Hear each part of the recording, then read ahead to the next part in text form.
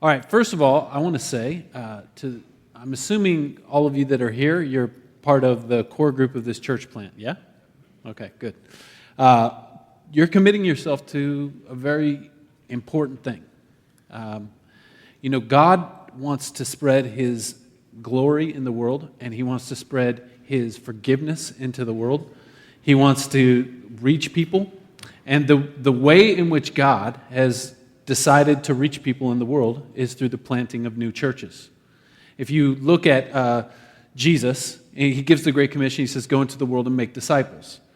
Immediately, what the apostles did was plant churches.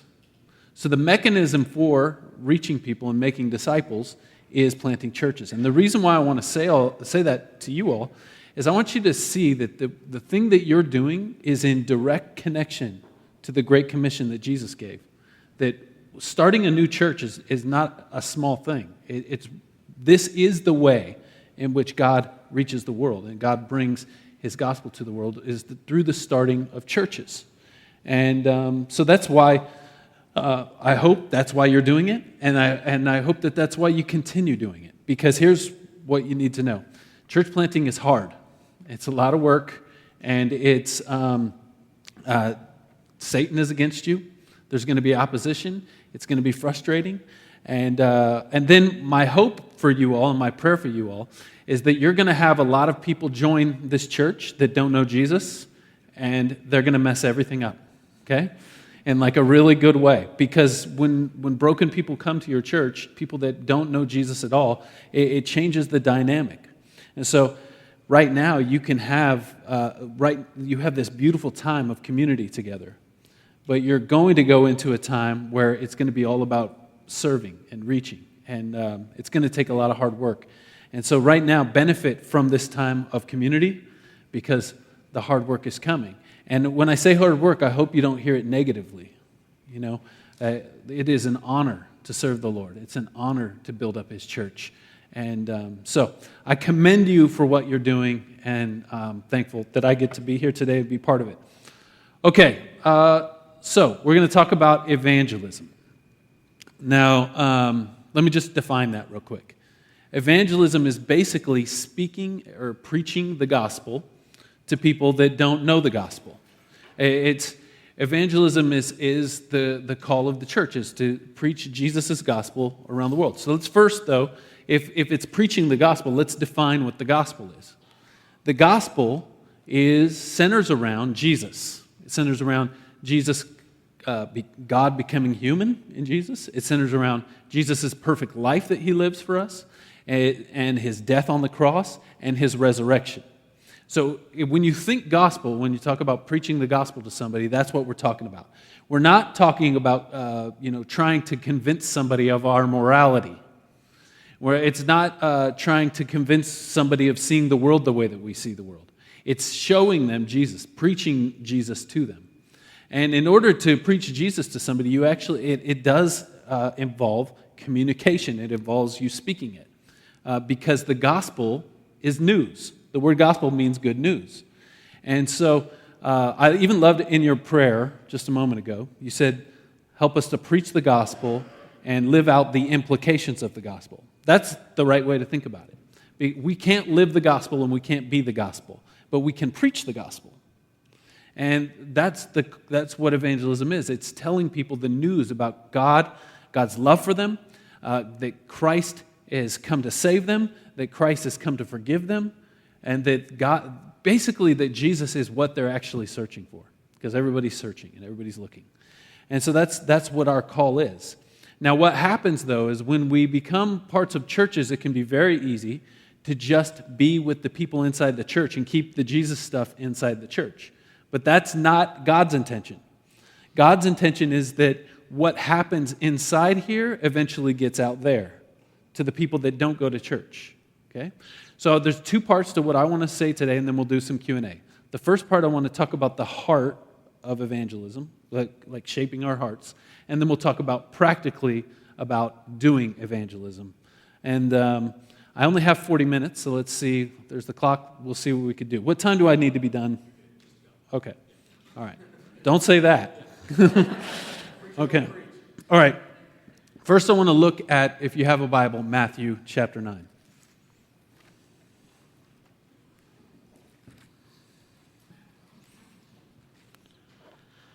Matthew chapter 9, verse 9. And I'll just read the section we're going to look at. As Jesus passed on from there, he saw a man called Matthew sitting at the tax booth. And he said to him, "Follow me." And he rose and followed him. And as Jesus reclined at table in the house, behold, many tax collectors and sinners came and were reclining with Jesus and his disciples. And when the Pharisees saw this, they said to his disciples, "Why does your teacher eat with tax collectors and sinners?" But when he heard it, he said, "Those who are well have no need of a physician, but those who are sick. Go and learn what this means. I desire mercy and not sacrifice. For I came not to call the righteous, but sinners." Okay, so I want to quickly move through this story and discuss the various points on it, because I think this is where we get our understanding of what evangelism is and also how to do evangelism and why it's so important. First thing is this. Jesus has just healed a paralytic, okay? Somebody who was sick, he heals them. So this whole crowd sees Jesus heal, and this amazing thing happens right in front of their eyes. Then Jesus goes walking in through the village. Now, he would have been known in this area because he'd been preaching and doing miracles in this area. So basically everybody knows who Jesus is. So there might be hundreds of people following Jesus at this moment. And when Jesus passes the tax booth where Matthew is sitting, the guy who ends up writing what we're studying right here, when he passes the tax booth, he sees Matthew, and in front of everybody, he says to Matthew, "Come and follow me." Now, at that point, Matthew was not a religious guy. He was not a church-going guy. In fact, he was a tax collector, and I don't got time to get into everything that means, but basically what it means if in that society, if you're a tax collector, is you've betrayed your countrymen, you've betrayed your family, and you've betrayed everybody that you know in your city, and now you're working for the oppressive force that is now oppressing your people. And there are other things that come along with that too, but let's just leave it with that. And what that meant for Matthew is he was an outcast. He was not accepted by the religious community because he was one of those guys that was out there working for that side. And so Matthew's friends, the people that Matthew hung around with, were the people who were also notorious sinners and were on the outside of the religious culture. And at that day, we see this in several other stories, but that would have been anybody that was not religious, a religious Jewish person. Now, Matthew is a Jewish person, but he's not a religious Jewish person. And so he hung out with all the non-religious people who were doing all the non-religious things that non-religious people do. And then also in that group would have been prostitutes and pimps and other sinners, notorious sinners. And Jesus makes a point in front of all these people that are following Jesus, that are there to study under Jesus. He makes a point to call a guy who is clearly a notorious sinner, that is not part of the community, that's not really even seeking after God, and he calls that guy. That, first of all, tells us what Jesus is up to. Jesus is not here to just make good people better. Jesus is coming to save sinners. He's coming to save people that are outside of the church. And that's what this church plant needs to be about. It needs to be about people that don't go to church, that don't know God at all, because that's what church planting is about. It's about reaching those people that are outside. Now, right after Jesus calls Matthew, Matthew gets up and he follows Jesus, indicating that he probably heard of Jesus, watched Jesus' ministry, looked with interest. We know another tax collector named Zacchaeus in the book of Luke also was paying attention from the outside. So Matthew might have been looking in and wondering about Jesus, but knowing that he would not be accepted by the followers of Jesus. And that's often, there are people out there that are interested in God, but they're afraid they won't be accepted by us. Okay? They won't be accepted if they come to the church. Now, right after that, Matthew throws a party at his house. And in order to throw a party, he has to invite people that are notoriously sinful, because that's all the people he knows. So they have this party at the house, and I want you to see there in verse 10. As Jesus reclined at table in the house, behold, many tax collectors and sinners came and were reclining with Jesus and his disciples. The way the word sinners is being used here is not just in the way where we would say, we're all sinners in need of God's grace. That's true. But the way that sinners is being used here is they're the sinners, the outside people. And I want you to see what Jesus does. Jesus specifically and intentionally goes to a party with notorious sinners. And he hangs out with them. He eats with them. He engages with them. He probably talks to them about their life and their family and their hopes and dreams and aspirations. This is where Jesus went. In fact, Jesus was so known for this that they developed a slur at his time, a way in which they would basically cast a slur on Jesus. And they would say, "Oh, there goes the friend of sinners." And they would talk about Jesus that way, that he was the friend of sinners. And Jesus took that and wore it as a badge of honor. He said, "That's right. I'm the friend of the outsiders."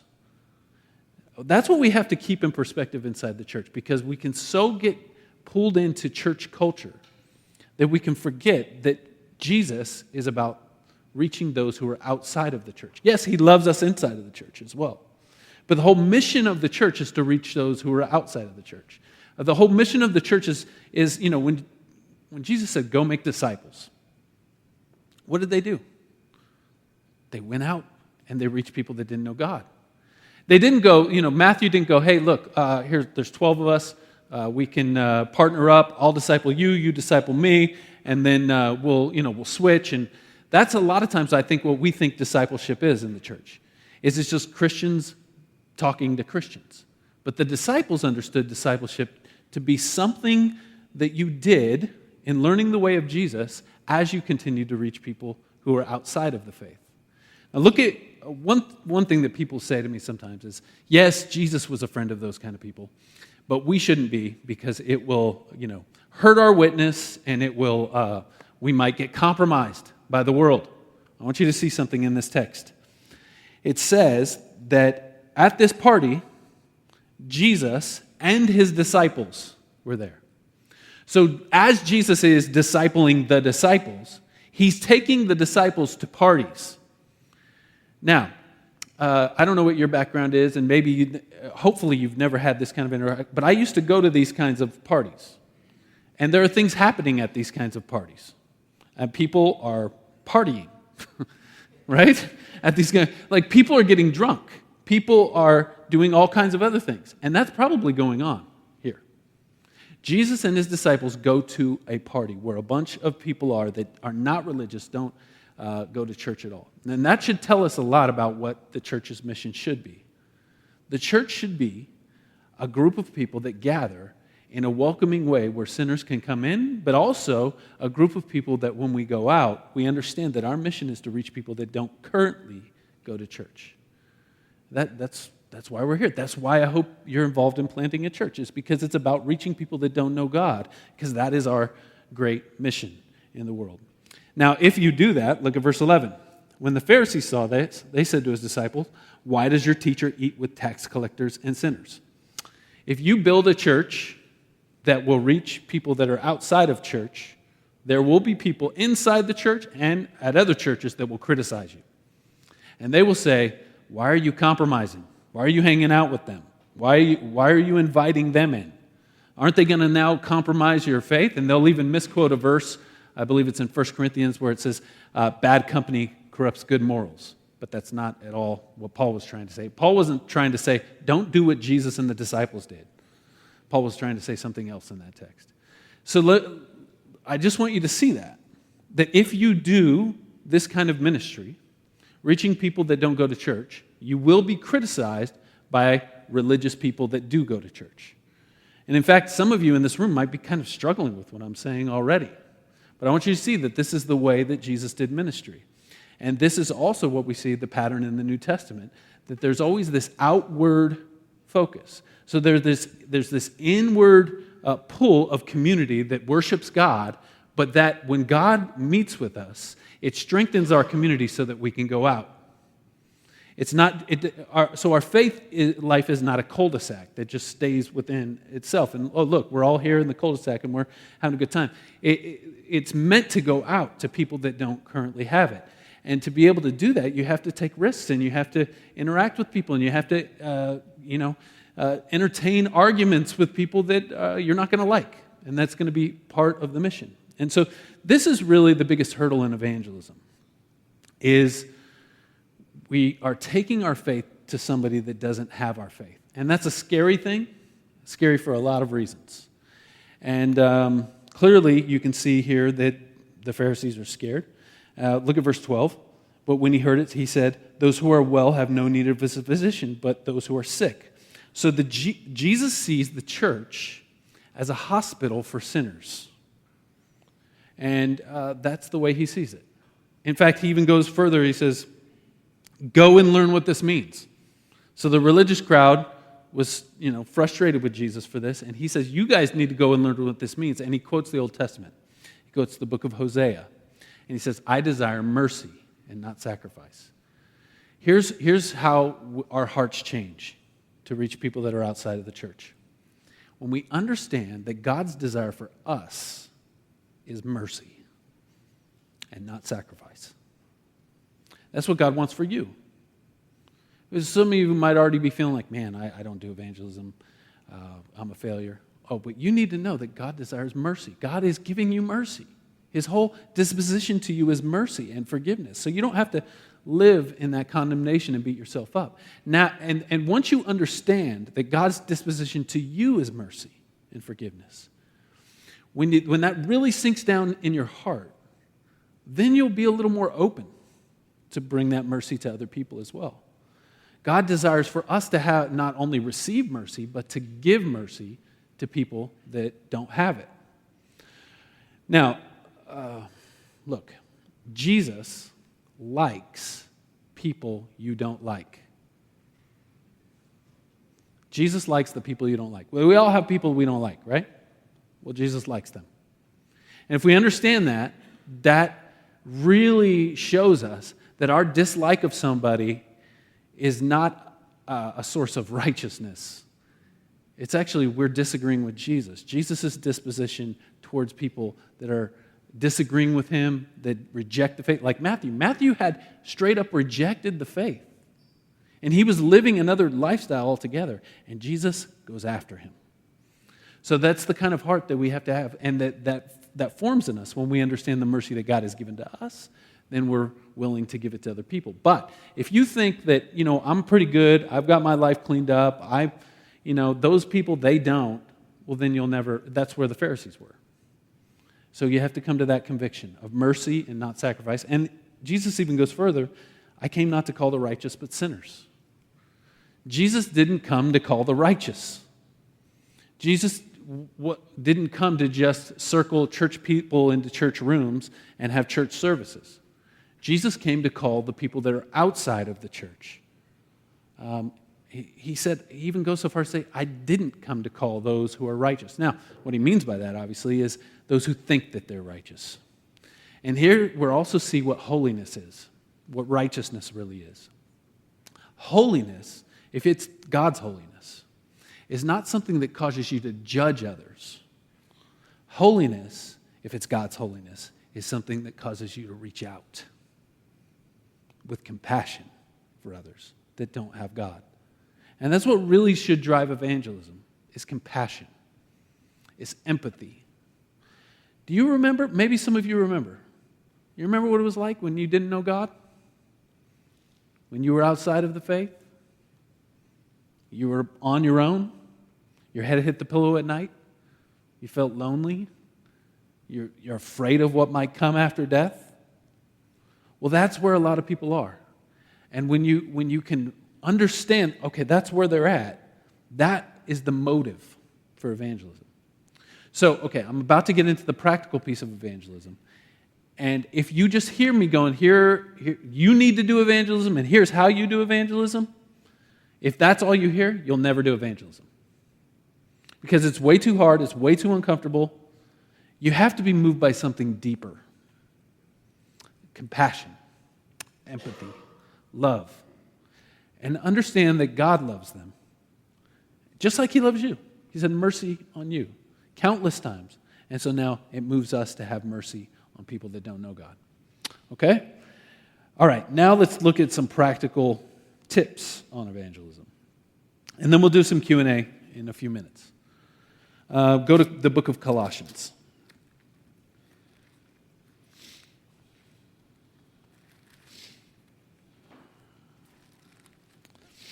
Colossians, if you're new to the Bible, hang a right. If you get all the way to like 1 Thessalonians or the Timothys or Titus, you've gone too far, go back left. It's a little book, just a couple pages in your Bible. Colossians chapter 3, verse 5.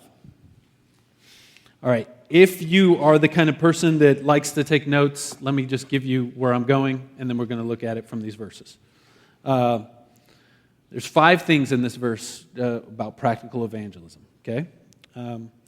Be wise, that's one. Be present. Be gracious. Be interested. And be interesting, okay? So be wise, be present, be interesting, be interested, okay? Those are the things that that's some practical evangelism tips, okay? And so I hope this helps. All right, chapter 4, verse 5 in Colossians says this: walk in wisdom toward outsiders, making the best use of the time. Let your speech always be gracious, seasoned with salt, so that you may know how you ought to answer each person. All right, let me tell you a story, and then we'll look at the practical piece. So about 9 years ago, me and my wife were looking to buy a house. And we wanted to buy a house that was within proximity of the church I was pastoring there in Reno. And so there was this neighborhood off of downtown Reno that we really liked, and we said we want to live in that neighborhood. So we began prayer walking that neighborhood. And what we were praying about was this: not just God, give us a house that will be great for us, but God, give us a house next to some people that you are going to save, that you're desiring to save. So let us pick a house where lots of people you want to save will move in as neighbors around that house. So we prayer walked the neighborhood, doing that for, a couple months. Got a house. And I moved into that house with the expectation that God was going to save some of my neighbors.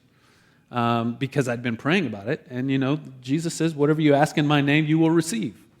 And when we pray in his name, which means in his will, we need to believe that God is going to answer those prayers. So we prayed. I began meeting the neighbors. I had all kinds of different neighbors at different stages in their life and in different backgrounds and different types of people. One neighbor was across the street. His name's Dave. He was a bartender, one of the best bartenders in the city, and so it was great for me, like, hey, show me how to make this drink, like that kind of thing. So that was Dave. And I developed a friendship with him because our kids would play together, and we would talk about all kinds of things. And I developed a prayer even for Dave. And the prayer was just this: save Dave. So every time I saw Dave, I'd say, Lord, save Dave, save Dave. Now, I'm still praying that prayer because Dave is still not saved. But that's also part of how it works, by the way. Sometimes we think I'm not a good good at evangelism because I wasn't there like the moment they like sealed the deal and came to God. That's not how it works. You're part of a process. God is pulling them along, and you're part of that process, and you might be at one point in their journey. And I know, for example, there's people that I've witnessed the faith to multiple times, and then I didn't see them for a long time. And then I get a message on Facebook 10 years later, and they're like, hey, I'm a Christian now. And remember you used to tell me about all this, and I told you were dumb? Well, now I believe it. Okay?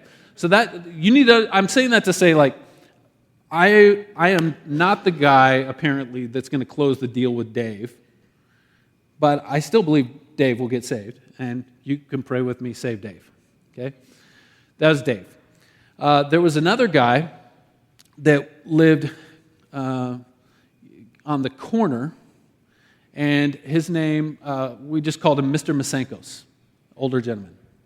And he basically thought that, man, I don't want to step in it here. I don't mean any offense by this. I'm just going to say it. He thought that being a right-wing Republican meant that you were saved, okay? I'm not making any political statements. I'm just saying that's what he thought, okay? So he believed he was a Christian, but he didn't know Jesus, okay?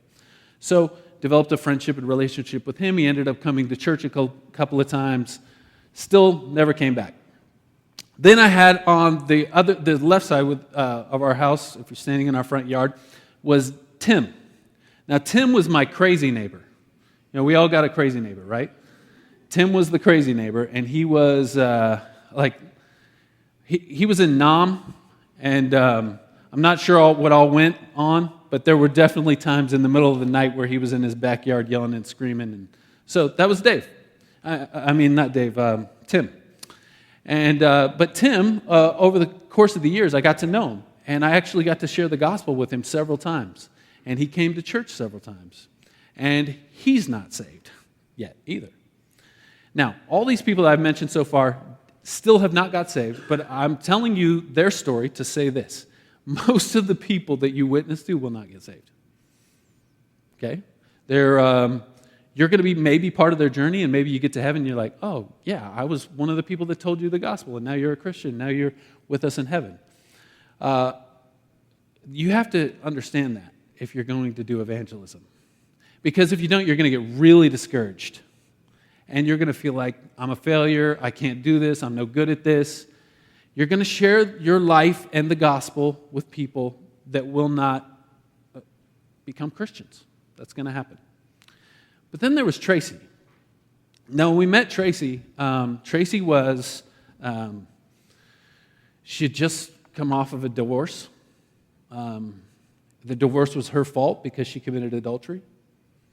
Her life was a wreck and a mess. Her kids hated her. She had nobody. She was completely alone.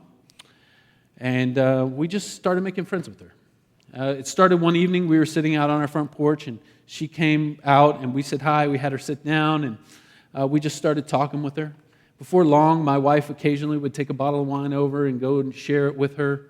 And, they would talk about all kinds of things. But Tracy was really into New Age spirituality.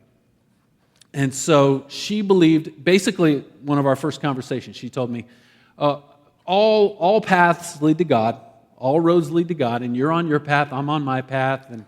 And then she proceeded to tell me that Jesus didn't really rise from the dead, that he's still dead.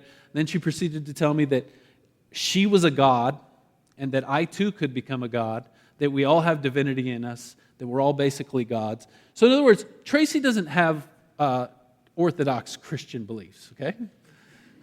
She has lots of other beliefs. And so we started sharing our life with Tracy. In fact, what would happen is we would go out of town and we'd leave our dog with Tracy. So the dog would go to Tracy's house and then we'd get back, the dog would come back with us. But then somewhere in there, we just started sharing custody of the dog with Tracy. And she would even come over and be like, hey, I think it's my weekend to have the dog. And we'd be like, how did this happen? Now, all of a sudden, we're sharing a dog with Tracy. So lots of conversations, and we invited her to Easter. Well, she came to Easter, which, we're praying, we're telling everybody, hey, my neighbor's coming, pray for her. She's going to come hear the gospel. She's going to get saved. Of course, she came to Easter, and then nothing. And we thought, oh, man, what did we do wrong? We just kept witnessing to Tracy. We kept having her over. We would go over to her house. We would get involved in her life. And then something happened to Tracy. Her house was robbed. She lived on the alleyway, and somebody robbed her house. And she was distraught. So not only has her whole life fallen apart, her marriage fallen apart, her kids don't like her, she's alone. She's now been robbed and lost a lot of her possessions. And she didn't have a healthy income, and so she couldn't replace the things that she already had. She was devastated. And my wife went over there, and they cried together. And my wife just said, hey, I know that you're not usually comfortable with this, but can I pray for you? And Tracy said, yeah, please do. She was at that point of just whatever. Even though she rejected our faith, she was down to be prayed for. So Rachel prayed for her, talked with her for a long time. She still didn't come to Christ. But then we just kept ministering to her over the years. And one Sunday she decided to come to church. And then the next Sunday she came to church. And the next week, she just kept coming. And then she started asking questions about what I was preaching. And long and the short of it is, you know where this is going. She confessed faith. She believed. She repented of her sins. She trusted Christ. She believed that he rose from the dead. And we baptized her. And she became a member of the church. And we even, eventually, we hosted a community group at her house that was for ladies that my wife led. And I'm telling you that story to say this. A lot of the evangelism that we didn't bear any fruit, or at least in our minds. We didn't get to see it. With Tracy, she did come to Christ. But listen, what I just told you happened over the course of many years of friendship. And I think that in a society like ours, we don't live in a Christian society anymore. I don't know if you've noticed. So you can't just expect people to convert on the spot. They don't trust the church. They don't trust Christianity. Most people don't see it as a good thing. They see it as a negative thing. And we have to overcome all kinds of baggage that is associated with Christianity. And the only way to do that is commitment to friendship with people that are outside of the church. And that commitment to friendship has to be not just utilitarian. In other words, you're not just a friend with them just to get them converted. You're a friend with them because you've gotten to know them and you actually like them. Because people can tell the difference, by the way. When you're being a friend just to get something from them versus when you're being a friend to actually be there for them and share your life with them. And for many of you, that you're going to have similar things happen where it's going to take years of befriending somebody before you see them come to faith, and a lot of the people that you share your life with aren't going to come to faith. But I think that in this new era that we're entering into, we actually need to go back to the way that Jesus and the apostles did it. And the way they did it was through friendship. Because we live in a post-Christian society that has rejected our faith. And so we can't win them just by preaching out on the street corner anymore. We have to win them by getting to know them and showing them the love of Christ. And it's through our lives and sharing the love of Christ with them that eventually then we get to preach the Christ to them. Okay, so let's look at this verse. First, what it's going to take is walking in wisdom. Many evangelistic strategies are not wise. So the first thing is be wise. So standing on the street corner and yelling at people as they pass by, I am so thankful that there are people that are that committed to evangelism. Here's what I would say about that, though. I've never seen anybody actually come to Christ that way. I've never even heard of anybody come to. Now, I'm sure at some point in the past that was very effective. Maybe even today it still is effective somewhere. I don't know. But I'm pointing that out to say that's probably not a wise way to do evangelism, to stand on a corner with a sign and yell at people. In other words, but a wise way to do evangelism is actually get to know people. And this is in the context of the Apostle Paul addressing this church in Colossae, and he's giving them instruction of how this is done in a place where there was one church in the whole city, and there was probably like 20 Christians in that church. So the rest of their city has never even heard of Jesus. So he's saying the first thing that we have to have is wisdom in the way that we engage people. And in that wisdom, we have to learn who people are and get to know them. And so that's going to take relationship and friendship. Let me give you an example of this. As you're sharing life with somebody, you might ask them what they think. You might say, hey, what are your thoughts about God? What do you think about God? What do you think about spirituality? What do you think as you're getting to know them? That might be a better approach than just laying it on them, because you're allowing them to voice their opinion, and then what are they going to do with you? They're going to say, well, what do you believe? Well, now all of a sudden you're sharing the gospel. That approach, it would be what I'm talking about when I say use wisdom. You're not just yelling it out there. You're not just running over somebody. You're engaging them. Okay? But he says wisdom towards outsiders. So this assumes that people that are outside of the church are part of your life. So usually when I teach this to pastors at a conference or something like that, I'll say, pastors, you need to repent. Because most pastors that I know don't actually know people outside the church. Don't even know non-Christians. And there is a sense where if that you are a Christian and you don't know people, like I'm not saying like you know them by name, you've seen them, you say hi to them, as you drive by. I'm saying know people outside the church. Well, then repentance is in order. We have to actually know people. Okay, so that's be wise.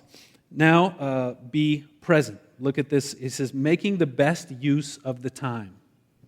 If you're going to do evangelism, it's going to actually take chunks of your time.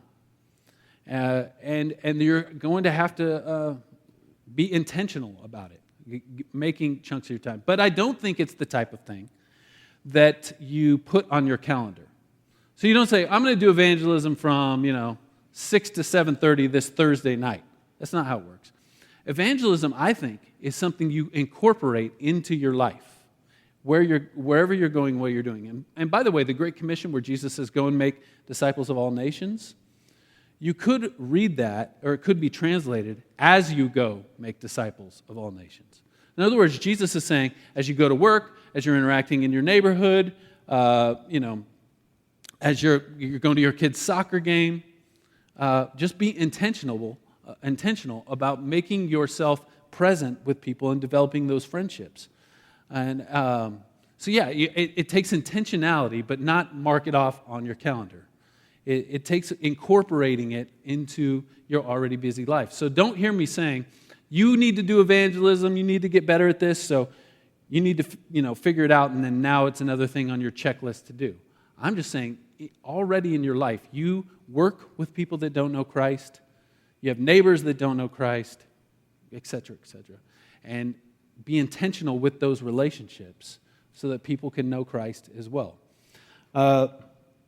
Be gracious.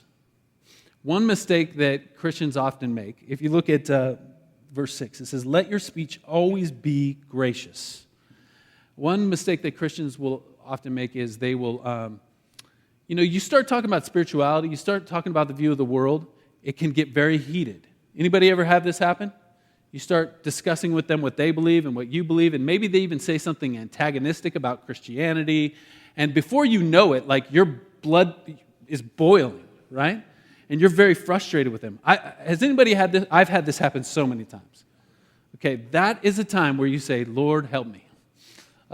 Don't get sucked into the argument. Don't get sucked, even if they start getting angry. You be gracious with them. And what is grace? Well, it's when God gives us what we don't deserve. So in those conversations, they're likely to get tense and they're likely to get frustrating. But don't give in. Stay in a posture of humility and grace with somebody, because once you start coming back at them, there is no way you're going anywhere with this conversation. Once you start attacking them, and even if you can prove that your position is right and their position is wrong, you're not going to win them. It's the whole thing about you can win the argument but lose the person. And so make sure that you stay in a gracious posture when you're talking to them about your faith. All right? And then let your speech be gracious, seasoned with salt. And so this is where I say be interesting. Okay? Be yourself. Every single one of you is interesting when you're being yourself. When you start to become boring, the type of person that people don't want to engage in is when you're being fake or when you're keeping people at a distance. But every single person here is interesting in your own way. Okay, so if you're smart, then go with that. If you're funny, then make jokes. If you're not funny, don't try to be funny. Okay? Just be yourself. And if you be yourself, you're going to find that people will connect with you. Now, not everybody's going to connect with you, and that just might mean you're not the person that's supposed to reach them. But if you make yourself available and you make yourself open, you let people into your life and you let them know about what you're struggling with, what you're going through, what the pains are for you, be open. And that will be interesting to people, because if there's anything going on in our culture right now, is a lot of image spinning that we put out there for everybody to see, Instagram and all that kind of stuff. And we say, this is who I am. And we have this curated image that we're putting out to the world. And that's when somebody comes along and they're actually like, yeah, I'm actually struggling here and I'm not very good at that. And it's interesting because it's different. Okay? So go with that. Be who you are. And the last thing I would say is be interested. And this is probably the most important thing. Get to know people and ask them about themselves and just listen. Be interested in them. And what you'll find, here's what I find when I do this. Now, some of you are probably thinking, I'm an introvert. I don't like talking to people. I barely like people, right? Some of you are thinking, well, I'm just not that kind of person that gets out there and does that, and so I probably won't be an evangelist of any kind. Well, I need to let you know, I'm a really introverted person. People don't think because I stand on a stage and talk. But if you were to talk to me before or after, I'm kind of awkward and weird and just, I don't know what to say, and people are small talking, and I'm like, I don't know, like I'm trying, but that's who this is not a personality thing, is what I'm trying to say. And the main thing that, this is what is good for you who are introverts, because the issue with introverts and small talk situations is we don't know what to say, right? Anybody else an introvert in here? Yeah. We don't know what to say, and we're just kind of not good at it. Here's what I found. And I kind of discovered it by accident. Just ask people about themselves. Ask people about themselves. Ask people about their life. They will do most of the talking. All you have to do is listen. But here's what happens. As you really listen to something, a couple of things happen. Nobody listens to people anymore. Okay? When you give somebody the gift of listening to them, you're making a significant connection with that person, and trust is being formed, which is what you're going to need if you're going to speak the gospel to them. So just listen. Ask them questions about their life. Ask them about their kids. Ask them about their interests. Ask them about their story. That's one thing I love to do. Ask people about their story. And what I find is even though I'm an introvert, I really like people, and I'm really interested in people. And the people are fascinating, and everybody's story is different. And what happens as you listen to somebody's story is this. Remember I said I desire mercy, not sacrifice, and that's what you're going to need? You start to see them as not just like a random person who's not a believer. You start to see them as a human, made in the image of God, with a story, with interests, with pains, with struggles. And you start to really make that connection with them, and they start really making that connection with you. And the other thing that happens in that whole process is by listening to them, you will know exactly how to speak the gospel to them. Because if anything is true about evangelism, is you cannot treat it like a one-size-fits-all thing. There's whole training methods out there on evangelism that say you walk people through these 4 things. So every single person goes through those 4 things. That's how we reach. Well, obviously that's not possible. I think those things can be good for people learning and training. But the better thing to do is to know the gospel and know people. Know the gospel and know people. If you know the gospel and know people, you'll be a pretty good evangelist. Because you'll listen to people, and people will gravitate to you too. Here, just try it. Just listen to somebody, get to know their story, hear about them. That person is going to gravitate towards you. They're going to follow up with you.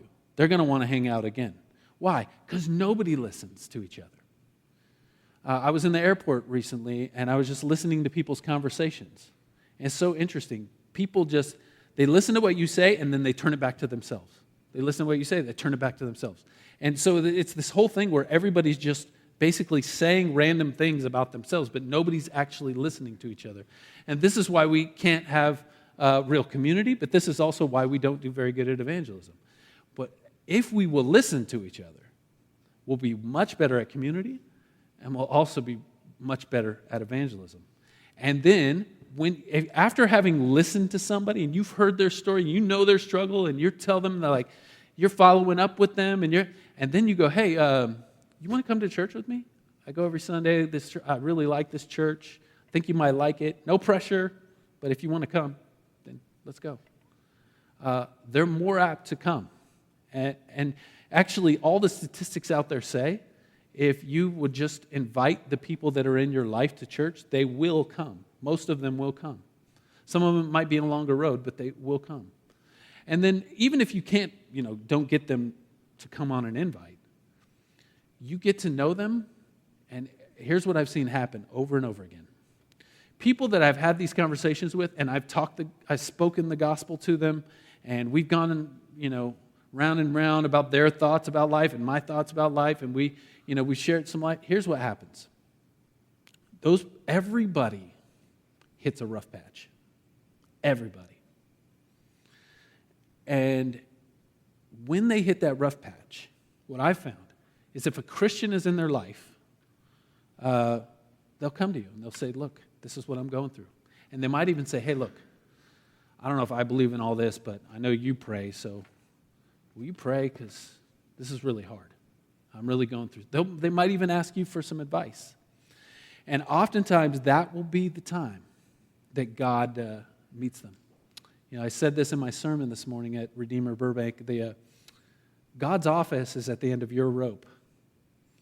And it's also when people hit the end of the rope, they come to the end of themselves. And that's when they're open to God. It usually comes after failure or suffering. That's when people usually come to God. Failure or suffering. And here's the reality. We all fail and we all suffer. So at some point, the people that are in your life, they're going to fail or they're going to suffer. With Tracy, it was failure that led to lots of suffering. And it was years of her suffering. And then finally, she came to the end of herself and she was open to God. And it'll be the same with the people that are in your life as well. All right? Okay, that's what I had. Let's do some Q&A. Yeah.